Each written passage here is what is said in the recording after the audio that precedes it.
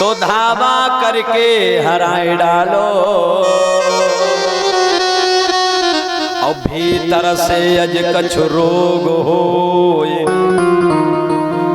तो सुशील से दवा कराए डालो तो सुशील से करा डालो।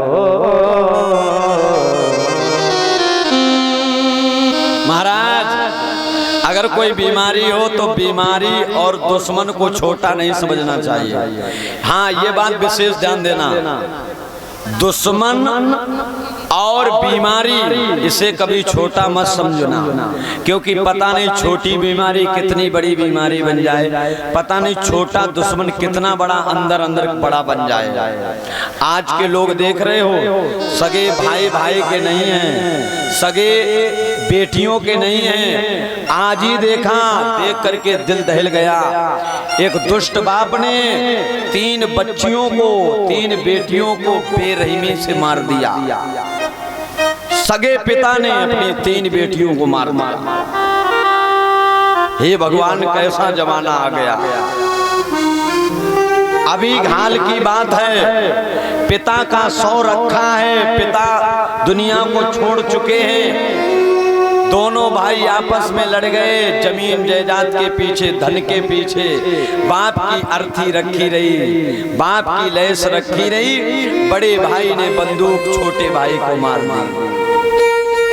क्या है ये? जिस दिन कथा भागवत सब बंद हो जाएगा उस दिन और भी ज्यादा अत्याचार बढ़ जाएगा। इसलिए छोटे से धन के पीछे एक दूसरे की, पहली बात तो बेईमानी ना करो, यदि करो तो एक दूसरे के अंदर रहम रखो, क्योंकि भगवान सब कुछ देखता है। उसके यहाँ देर है मगर अंधेर नहीं है। आज के इस कलकाल में, इस जीवन काल में पता नहीं इस बुद्धि में क्या बैठा हुआ है कि बहन भाई इतना प्रेम के नाम पर, प्यार के नाम पर कलंक लग रहा है कि लोग अपने पतियों को मरवा देती हैं। पति को दूसरे से प्रेम हो गया, अपनी पत्नी को मार देते हैं।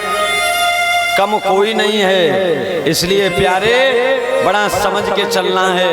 ये कथा भागवत किस लिए होती है? इसलिए नहीं होती कि समय पास कर दो, बढ़िया भजन सुन दो, इसके बाद रुपया चढ़ाई दो, चले जाओ घर। ना, कथा हमें ये सिखाती है कि जो लोग धर्म पर चलते हैं, भगवान का नाम स्मरण करते हैं, अपने कार्य में लगे रहते हैं, उसे एक ना एक दिन कामयाबी अवश्य मिलती है।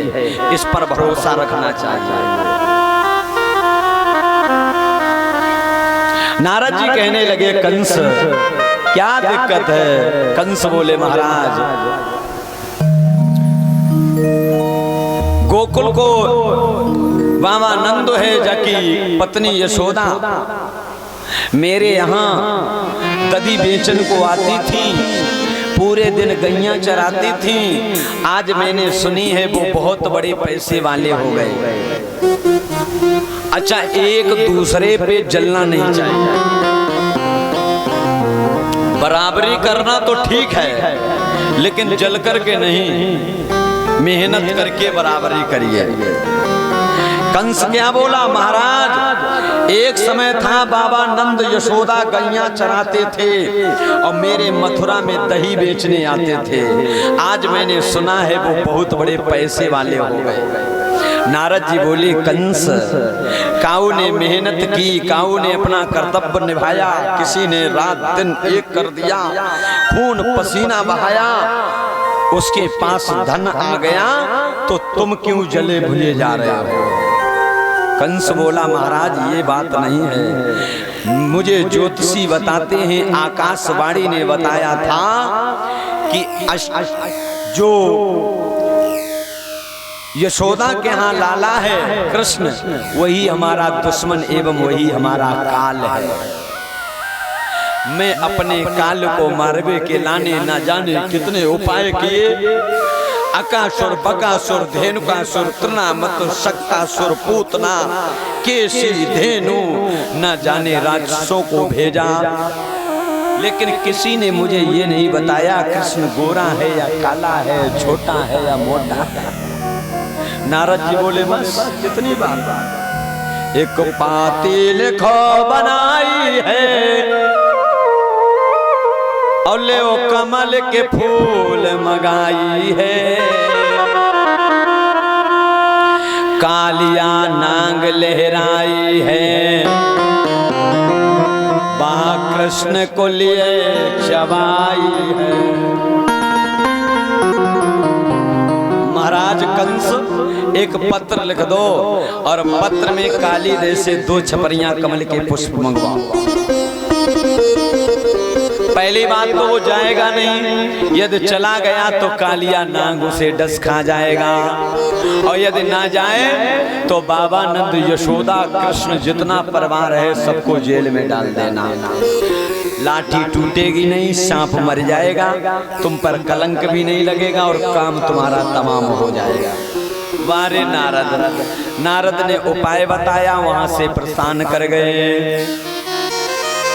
कंस ने एक पत्र लिखा है, अत्र कुशलम तंत्रा आसीत अत्तम गत्वा।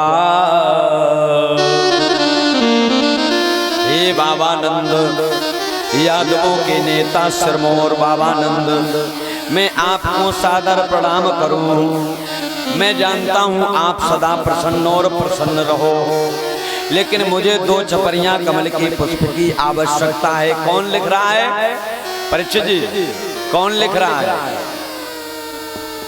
कौन लिख रहा है?